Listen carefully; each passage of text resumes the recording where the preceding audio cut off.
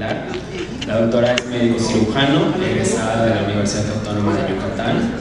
Tiene la especialidad en pediatría y la subespecialidad en endocrinología pediátrica en el Hospital Infantil de México Federico Gómez. Es pionera del servicio de endocrinología pediátrica en el Hospital Agustín Orán, en el cual laboró por 7 años, y actualmente está dedicada a la medicina privada en el Centro de Endocrinología Pediátrica PANCHE, que significa Niño Árbol, ubicado en Zenit Medical Center. El tema, dislipidemia en la infancia, lo que el pediatra debe saber.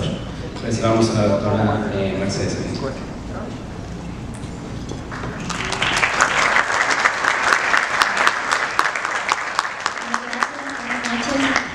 Agradezco al colegio la invitación. Para mí es un gusto y un placer estar con ustedes. El tema que nos precisa el día de hoy, vamos a hablar de dislipidemias en pediatría. Es un tema que es de uso común generalmente en los médicos internistas, ya que la enfermedad coronaria, que es la principal causa de muerte y morbilidad y mortalidad, como dato clínico no se presenta en la población pediátrica, pero eso no significa que nosotros como pediatras no tengamos incidencia en ello. Por eso me pareció un tema muy importante, muy bonito, porque de repente lo tenemos un poquito olvidado. Disminuir los factores de riesgo desde la etapa de la infancia nos conlleva a una disminución de los eventos isquémicos que pueden presentar. Entonces vamos a hablar un poquito y vamos a ver las definiciones y qué tenemos que hacer para identificar oportunamente a los niños, cuáles son las últimas guías de manejo de dislipidemia en niños y qué podemos hacer para mejorar esto, ¿no? Entonces, como les comentaba yo, la enfermedad cardiovascular es la causa principal de morbilidad y mortalidad en la población adulta y es responsable de más del 30% de las muertes globales de forma general. Aunque la mayoría de los niños nacen en óptimas condiciones cardiovasculares, esto es importante recalcarlo, menos de un cuarto de esta población mantiene esas óptimas condiciones al llegar a la edad adulta. Para entender un poquito el diagnóstico de las dislipidemias, tenemos que hablar un poquito de cuál es la función o cómo se maneja el colesterol a nivel de las diferentes etapas de la vida, es decir, entre los 9 y los 11 años. Las últimas guías nos indican que es la edad óptima para hacer el screening de un paciente que estamos sospechando que pueda tener dislipidemias. ¿Por qué sucede esto? Porque al llegar a la etapa de la adolescencia, de forma rutinaria, los niveles de colesterol total y LDL-C disminuyen. Entonces, no es un buen momento hacer un screening durante la adolescencia. Ahorita les voy a explicar cuáles serían nuestros criterios para establecer a qué paciente tenemos que tomarle un perfil de lípidos completo. Entonces, como recordatorio, y esto es importante, entre los 9 y los 11, en un niño sin factores de riesgo sería la edad óptima para hacerle un screening universal del metabolismo del colesterol, los triglicéridos, colesterol total, LDL-C, HDL. Es importante recalcar que, como todo en la parte pediátrica, generalmente los niveles de colesterol total y LDL-C son siempre mayores o empiezan a elevar antes en la población femenina y posteriormente le siguen los pacientes masculinos. ¿Cuál es la definición como tal? Porque hay una definición de dislipidemias en niños. Bueno, el National Health Lung Blood Institute y la Asociación Americana de Pediatría adoptaron una definición de acuerdo al National Cholesterol Education Program, que esto es, en esta situación solo necesitamos colesterol total y LDL-C para hablar como tal del diagnóstico de dislipidemia. Si se fijan aquí, no engloban los triglicéridos, únicamente colesterol total y LDL-C. Y los criterios son el colesterol total arriba de 200 miligramos por decilitro y un LDL-C arriba de 130 miligramos por decilitro. Esa es como tal la definición. Con esta definición no podemos decir si es una dislipidemia multifactorial, si es una hipercolesterolemia familiar, pero como tal se engloba dislipidemia en niños. Ahora, para fines de la práctica y para fines de nuestra vida de médicos pediatras, siempre es importante tratar de establecer si nuestro paciente tiene una hipercolesterolemia familiar o no, o esta dislipidemia es por un conjunto de factores externos.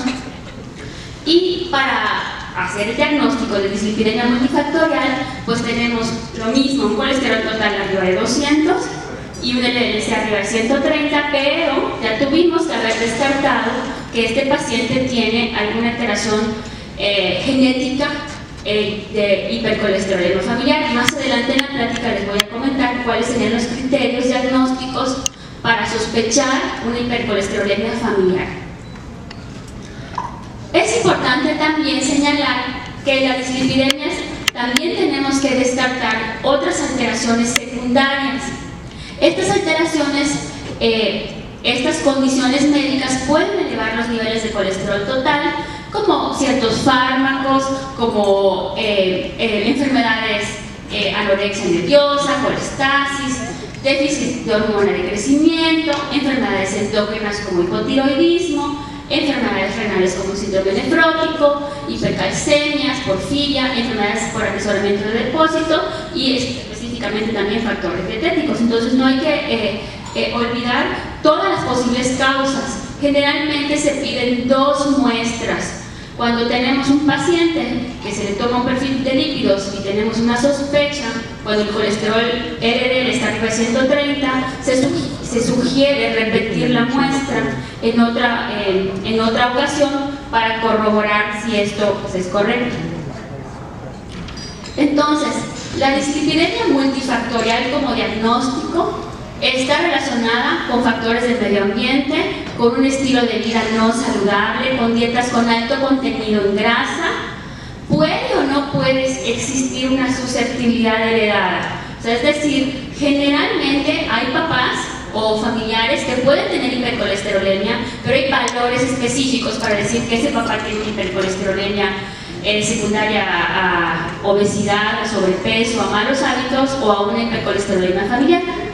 Está asociada generalmente a obesidad, a adiposidad y pues el sobrepeso y la obesidad es una cuestión muy importante que siempre se nos sobrepone a estos diagnósticos. Es importante también que yo señale que en nuestra población el sobrepeso y la obesidad está más relacionada con hipertrigliceridemia que con hipercolesterolemia. Pero bueno, siempre hay que estar bien pendientes de esto.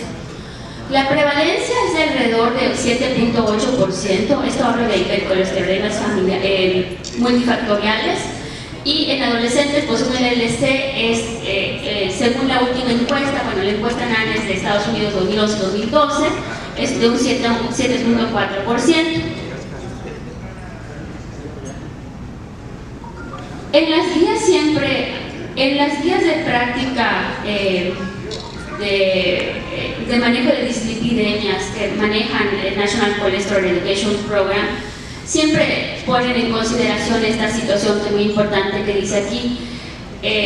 No le toman, o sea, no se ha tomado tanta importancia porque en general una elevación de colesterol en un niño en esta etapa no le va a causar ningún síntoma ahora, pero los factores de riesgo para presentar enfermedades cardiovasculares a edades tempranas están. Entonces siempre consideran que es un factor de riesgo, no una enfermedad como tal, y generalmente esto lo definen en las normas pediátricas, en las definiciones. Es decir, si el paciente tiene un colesterol total arriba de 230, un LDL arriba de 130, tiene un factor de riesgo y tiene una dislipidemia, pero no la consideran como tal una enfermedad.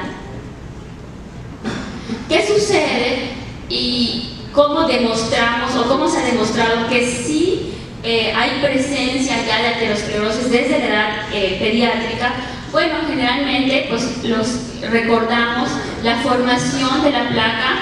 Generalmente hay un depósito de ácidos grasos a nivel de la íntima, que esto puede ser reversible. Cuando hay un depósito de tejido fibroso aquí, entonces esto ya no es reversible, hay una capa de tejido muscular y luego viene la ruptura y los eventos isquémicos, que en pacientes que tienen hipercolesterolemia familiar homocigota, que es la presentación más grave de hipercolesterolemia familiar, los eventos isquémicos se presentan en la primera década de la vida o en la primera o segunda década de la vida.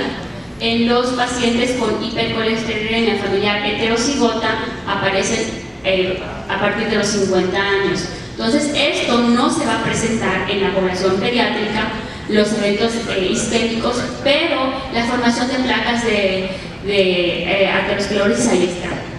No, y está documentado, hay varios estudios, aquí solo les voy a presentar el nombre de dos, donde con muestras de autopsia, el Bogaluz Study es un estudio donde se hizo una asociación positiva entre el colesterol total y el LDL-C previos a la muerte y aterosclerosis en autopsia, y esto es en pacientes desde los 2 a los 39 años. Ya se halló placas de aterosclerosis en individuos post-mortem y está muy relacionado a las horas de colesterol total y el LDL-C, y se hizo posteriormente también una cohorte de seguimiento donde sí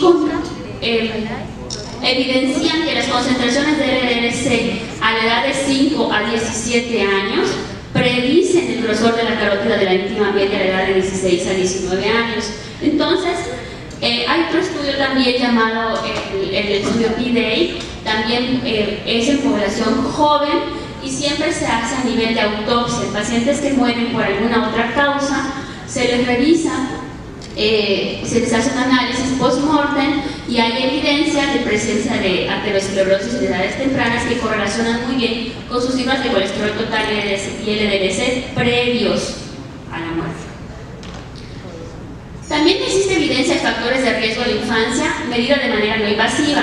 Los dos estudios que les dije son a nivel de autopsia post-mortem, pero a medida en niños, generalmente los adolescentes que tienen, esto está bien identificado, elevación de LDL causadas por siglas de hipercolesterolemia familiar heterocigota, tienen un aumento en el grosor de la carótida íntima media, tienen niveles anormales de calcio coronario y daños a nivel de función endotelial. Los pacientes que tienen hipertensión arterial también tienen un incremento del grosor de la carótida íntima media, tienen aumento de la masa ventricular izquierda, y los niños con obesidad severa también está muy relacionado con hipertrofia del ventrículo izquierdo, esto medido por situaciones no invasivas, es decir, más bien por ultrasonidos. Entonces ya hay documentado que pacientes con alto riesgo hay elevaciones de la carótida íntima media, que es un marcador importante que correlaciona con aterosclerosis desde edades tempranas. Y la evidencia de factores de riesgo en infancia con la presentación clínica, es decir, los pacientes que tienen hipercolesterolemia familiar homocigota, que son los que se diagnostican con LDL-C arriba de 800, esos pacientes generalmente son pocos, son infrecuentes, pero existen. Los eventos coronarios son generalmente desde la primera década de la vida, y los homocigotos, el 50% de los hombres y el 25% de las mujeres experimentarán eventos coronarios antes de los 50 años de edad. Haciendo como un resumen, todo paciente que tenga sobrepeso y obesidad en cualquier etapa de su vida mayor de 2 años, se le tiene que medir colesterol total y LDL-C como mínimo. Y eso sería selectivo, es decir, seleccionamos a los pacientes que tienen estos factores de riesgo. Y el screening universal sería pacientes que no tienen factor de riesgo, que no tienen sobrepeso o obesidad, pero que se encuentran entre los 9 y los 11 años. Si todo está bien, se repite a los 17 y 21 años. Es decir, La indicación sería que todo niño, aunque no tenga sobrepeso o obesidad, que esté en estas edades, se haga una medición. Ahí recomiendan que se aproveche cualquier estudio que se vaya a pedir previo por alguna otra situación para medir colesterol, HDL, LDL y triglicéridos. Hay mucha controversia porque refieren que se gastan muchos recursos al estar midiendo perfil de lípidos a los niños que no tienen factores de riesgo, pero al final lo que les estoy presentando es la recomendación de la última guía, es decir, se debe hacer este screening a estas edades, aunque no tengan sobrepeso u obesidad, para ir detectando a los pacientes que pueden tener estas alteraciones. Y aquí les estoy poniendo nada más cómo ha evolucionado las guías de práctica clínica. Estas guías empezaron a partir de 1992 en cuanto a dislipidemias en la población pediátrica.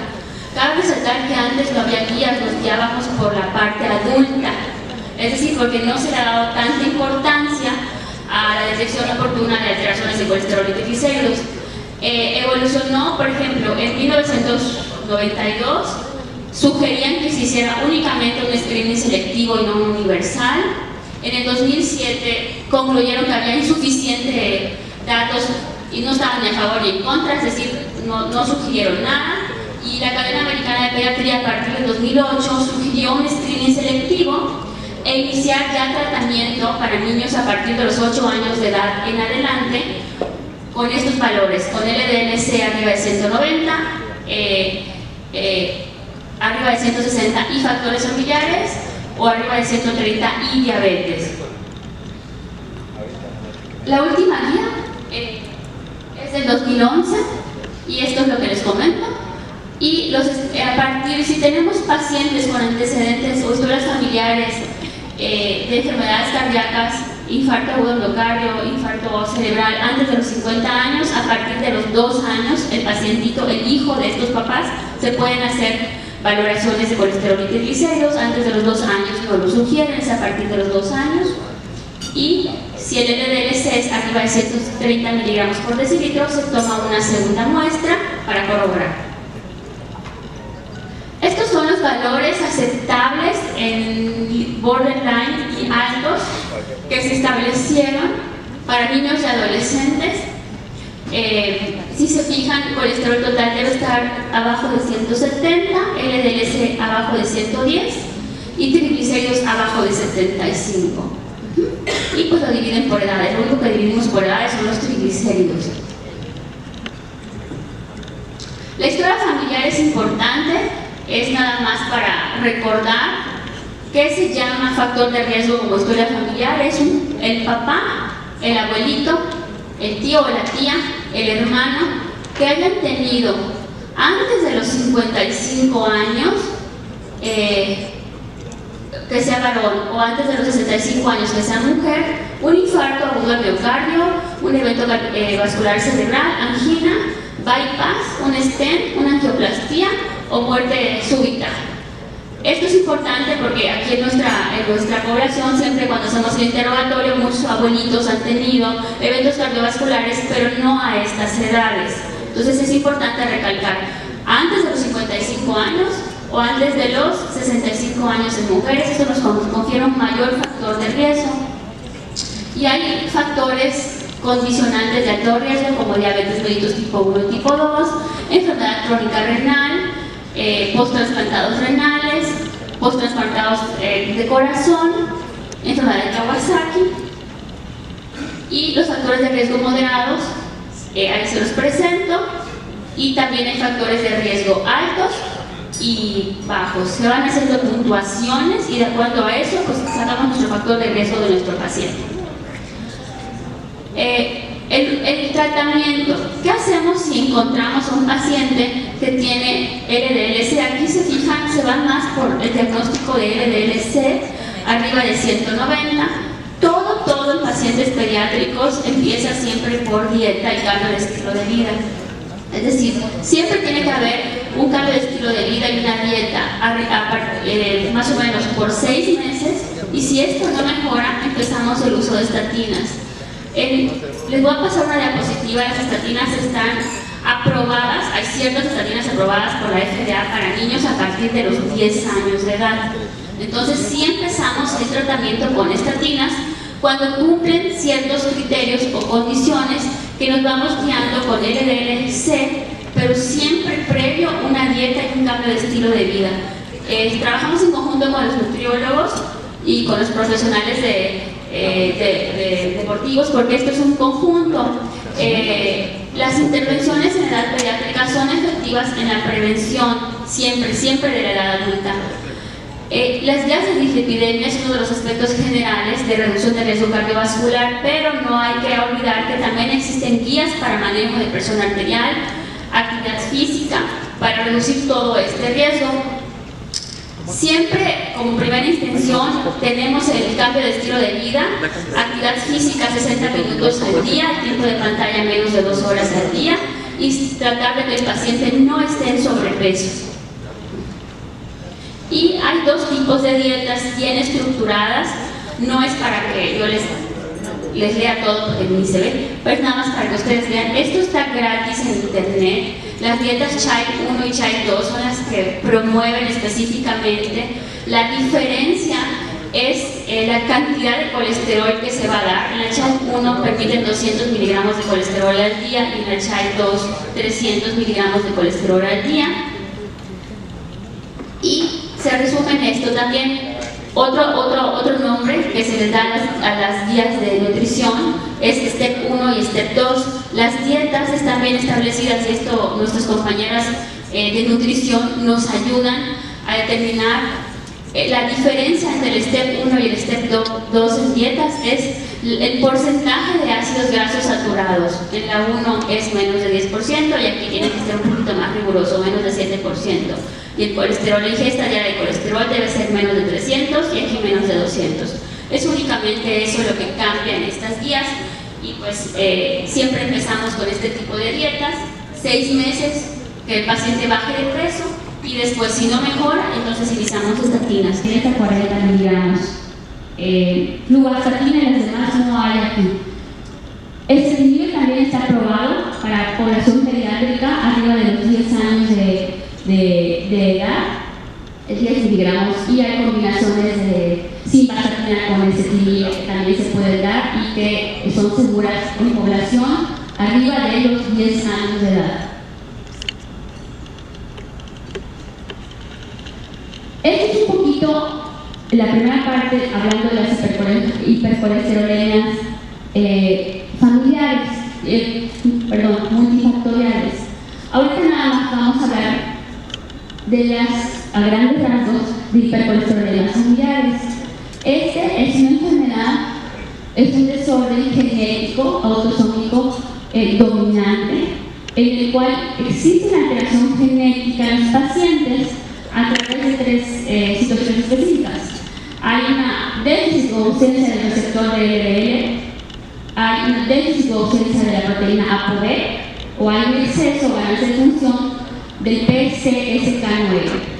Estas situaciones son siempre genéticas, se dividen en 2 tipos. La forma heterocigota, que es cuando un familiar es el que está afectado. De las 2 formas es la menos grave. Y la forma homocigota, que es cuando está afectado ambos padres. La forma homocigota es la más rara, la heterocigota es la más común y los valores de LDL-C están arriba de 300 en la heterocigota y arriba de 800 en la homocigota. ¿Cuáles serían los datos clínicos que nos harían sospechar que un paciente, aparte de la historia familiar, puede estar cursando con hipercolesterolemias familiares? Son los xantomas tendinosos. Esos xantomas son depósitos de ésteres de colesterol que inician en tejidos blandos y también los tendones. De forma inicial, en los niños a veces no se ven y hay que palpar los tendones. Cuando tenemos alguna sospecha, se palpa específicamente el tendón y a veces se llama screening en cascada reversa, es decir, identificamos a los papás y luego identificamos al niño, o de repente identificamos al niño y ningún papá se sabía. Pues cuando yo tengo pacientes que de casualidad les toman un estudio de sangre y aparecen con un LDL-C arriba de 130, hay que mandar a los papás a checarse. Más si el paciente no tiene sobrepeso, no tiene obesidad, es delgado, entonces hacer screening para arriba para también identificar cuál de los dos papás o los dos el que está afectado. Y esto se hace en cualquier momento a partir de los 2 años de edad. Y lo último, pues siempre estar pendientes de nuestro estilo de vida. Nosotros como médicos, como pediatras, como papás, nos tenemos que cuidar para cuidar a nuestra población, y si disminuimos los factores de riesgo a tiempo, podemos evitar muchas enfermedades cardiovasculares en la edad adulta. Pues muchas gracias.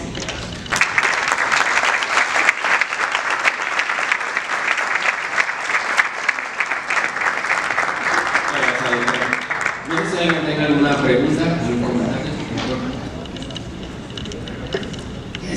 ¿Qué importancia le daría al HDL pediatría? El HDL es un muy importante marcador de gravedad de enfermedad cardiovascular, pero en pediatría no tanto. Es más bien para adultos. Para adultos. En pediatría se ve la hipoalfa, pero no es tan importante para sospecha y para screening.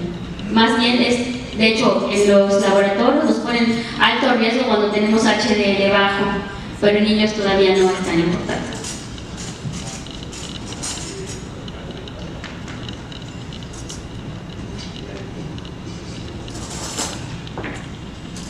Hola, la pregunta aquí sería si el paciente que tiene exposición crónica o recurrente a esteroides se ha descrito algún impacto a largo plazo en el riesgo cardiovascular o en el riesgo asociado a la dislipidemia. Como tal, en dislipidemias no.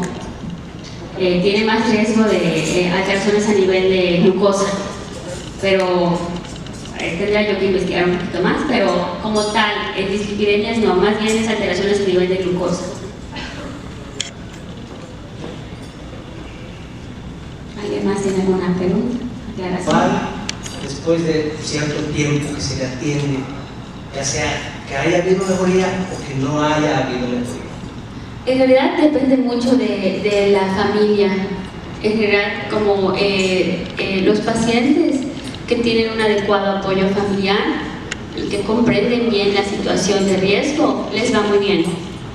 Pero el porcentaje como tal no lo tengo. Si no le puedo decir qué porcentaje fracasa, pero en general un alto porcentaje en niños.